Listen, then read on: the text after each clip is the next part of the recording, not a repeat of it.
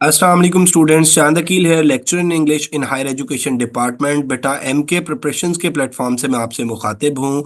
और FPSC lecture English mail का जो पेपर हुआ है 29 दिसंबर को, उस पेपर का इंग्लिश का पार्ट, हम इंग्लिश ग्रामर का पार्ट हम डिस्कस करेंगे। जैसा कि मैंने अपनी पहली वीडियोज़ में आप लोगों को बताया हुआ है कि एफपीएससी का जो पेपर पैटर्न है या एफपीएससी का जो पेपर है वो 3 हिस्सों में डिवाइडेड होता है।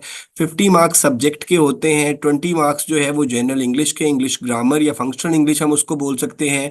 और 30 मार्क्स जो हैं पैडागॉजी के होते हैं, जिसको हम एजुकेशन का पोर्शन बोल सकते हैं।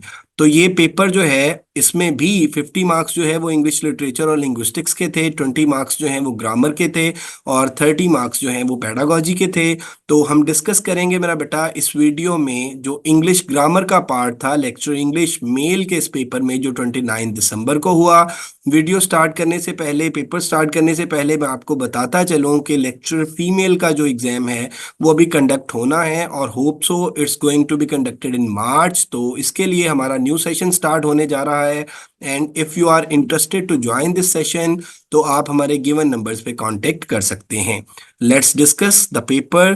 तो इसमें पहला क्वेश्चन मेरा बेटा देखें कि इट इज़ रेनिंग, और इट को इन्वर्टेड कॉमास में किया हुआ था। एक बात मैं आपको बताता चलूं बेटे के, ये जो पेपर्स हैं, ये जो एमसीक्यूज कंपाइल किए हैं या ये जो क्वेश्चंस कंपाइल किए हैं, ये डिफरेंट हमारे जो स्टूडेंट्स पेपर में अपीयर हुए थे उनसे, उनके सोर्स से हमने इनको कंपाइल किया है। तो क्योंकि actual paper as it is जो है वो पीपीएससी का हो या एफपीएससी का हो, वो नहीं मिलता, बच्चों को कार्बन कॉपी मिलती है। तो इसलिए जितनी भी स्टेटमेंट्स जिस तरह से बच्चों ने कंपाइल की या बच्चों को याद थी, उनके आंसर्स जो है वो इस पेपर में हमने कंपाइल करके और इस वीडियो को हम रिकॉर्ड कर रहे हैं।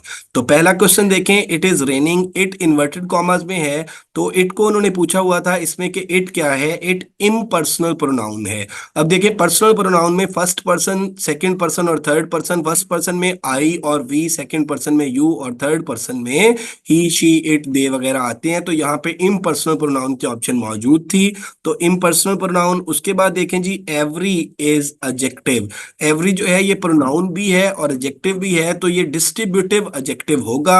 यहाँ पे सिर्फ वन लाइनर में की मेंशन की हुई है हमने उन क्वेश्चंस के आंसर की। उसके बाद देख जाए जी, लाफ्टर इज। लाफ्टर जो है ये एब्स्ट्रैक्ट नाउन है। यहाँ पे मैं आपको बताता चलूं कि material noun, anything that exist in any state of matter. तो और अगर अगर कोई चीज मैटर की किसी भी स्टेट में एग्जिस्ट नहीं करती तो उसको हम कैटेगराइज करते हैं एब्स्ट्रैक्ट नाउन में। उसके बाद नेक्स्ट देख लें जी, it is dash matter of chance. तो यहाँ पे आर्टिकल मिसिंग था, यहाँ पे it is a matter of chance आना था। उसके बाद मेरा बेटा देखें कि फिफ्थ जो है, इसमें if we sign we will. अब ये देख लें जी, इफ के साथ सेंटेंस स्टार्ट हो रहा है और ये सेंटेंस की टाइप पूछी हुई थी, तो ये कंडीशनल सेंटेंस है। और ये बुनियादी तौर पे फर्स्ट कंडीशनल बनता है, क्योंकि यहाँ पे it's a combination of present and future, तो ये फर्स्ट कंडीशनल था।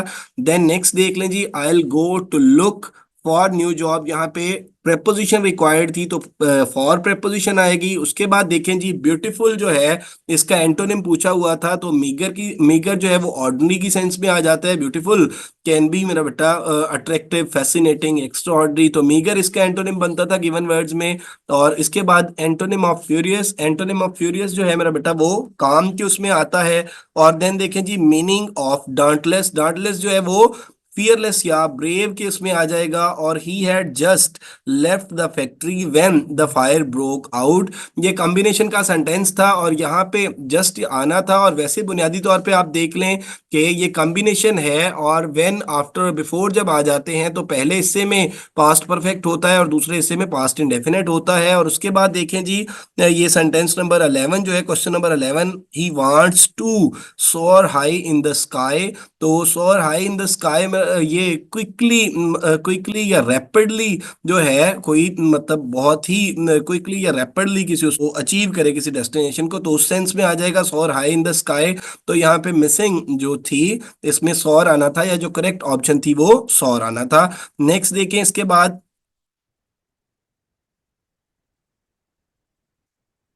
ये क्वेश्चन नंबर 11 है। डेफ्ट का मीनिंग जो है वो एडेप्ट के मीनिंग में आ जाता है या स्किलफुल के मीनिंग में आ जाता है, माहिर के मीनिंग में आ जाता है। और burst into peels of laughter, peels of laughter वो जो वेरी लाउड नॉइस की सेंस है उसमें मेरा बेटा पील्स का वर्ड जो है, पील की सेंस लाफ्टर के साथ यूज होती है। तो part of sentence consist of subject and predicate, sentence का वो पार्ट जिसमें सब्जेक्ट और प्रेडिकेट आता है उसको हम क्लॉज बोलते हैं। याद रखिएगा कि सेंटेंस में, सेंटेंस का वो पार्ट जिसका ना सब्जेक्ट अपना होता है ना वर्ब अपना होता है उसको हम फ्रेज बोलते हैं और वो हमें कंप्लीट मीनिंग नहीं देता। और क्लॉज जो होता है उसका सब्जेक्ट भी अपना होता है और वर्ब भी अपना होता है और वो हमें कंप्लीट मीनिंग देता है। Whatever the plan is known to us identify the clause, ये क्लॉज की टाइप पूछी हुई थी। तो अगर किसी भी क्लॉज के स्टार्ट में आपके पास सब ऑर्डिनेटिंग कंजंक्शन आ जाती है तो वो डिपेंडेंट क्लॉज होता है। उसके बाद देख लें जी, to planets were similar, quite similar आना था यहाँ पे। और उसके बाद द ह्यूज एविडेंस, जो वर्ड्स गिवन थे उनमें मेरा बेटा जो ह्यूज है एविडेंस के साथ ये एडजेक्टिव के तौर पे आना था। My friend resigned his job 1 month ago. अब यहाँ पे ये choose the correct form of verb का क्वेश्चन था और इसमें देख लें कि अगर अगो आ जाता है, पास्ट का कोई भी टाइम सिग्नल आ जाता है तो हम पास्ट इंडेफिनिट जो है वो यूज करते हैं। और उसके बाद एक क्वेश्चन की एक सेंटेंस की स्टेटमेंट थी और वो सिंपल सेंटेंस था। मैं आपको बताता चलूं कि सिंपल वो एग्जैक्ट स्टेटमेंट जो है वो किसी बच्चे को याद नहीं थी हमारे एस्पायरेंट्स में से। तो सिंपल सेंटेंस जो है it consist of one independent clause. Simple sentence वो होता है जिसमें एक ही क्लॉज होता है और वो इंडिपेंडेंट क्लॉज होता है। इसी और ये सेंटेंस की टाइप है अकॉर्डिंग टू स्ट्रक्चर। तो और दो इंडिपेंडेंट क्लॉजेज अगर हो तो वो कंपाउंड सेंटेंस होता है, एक इंडिपेंडेंट और एक डिपेंडेंट क्लॉज हो तो वो कम्प्लेक्स सेंटेंस होता है। और अगर एटलीस्ट टू इंडिपेंडेंट और वन डिपेंडेंट क्लॉज हो तो वो कम्प्लेक्स सेंटेंस होता है। और एक जो क्वेश्चन था वो गालबन था identify the type of clause, noun clause वहां पे पूछा हुआ था, एडवर्ब क्लॉज और एडजेक्टिव क्लॉज, क्लॉज की टाइप को आइडेंटिफाई करना था। तो होप सो इंशाल्लाह के this part will be very helpful for you people और स्पेशली फीमेल एस्पायरेंट्स के लिए जिन्होंने एफपीएससी का भी एग्जाम देना है। और हमारी मजीद वीडियोस को देखने के लिए एमके प्रिपरेशंस हमारा चैनल है, इसको लाइक करें, सब्सक्राइब करें। और अगर if you are interested to join our new session तो बेटे आप हमारे गिवन नंबर पे कांटेक्ट कर सकते हैं। हमारा नया सेशन इंस्ट्रक्टर पीपीएससी की जो जॉब्स आई हैं इसका भी स्टार्ट होने जा रहा है और एफपीएससी फीमेल के हवाले से भी हमारा नया सेशन स्टार्ट होने जा रहा है। Thank you very much. Allah Hafiz.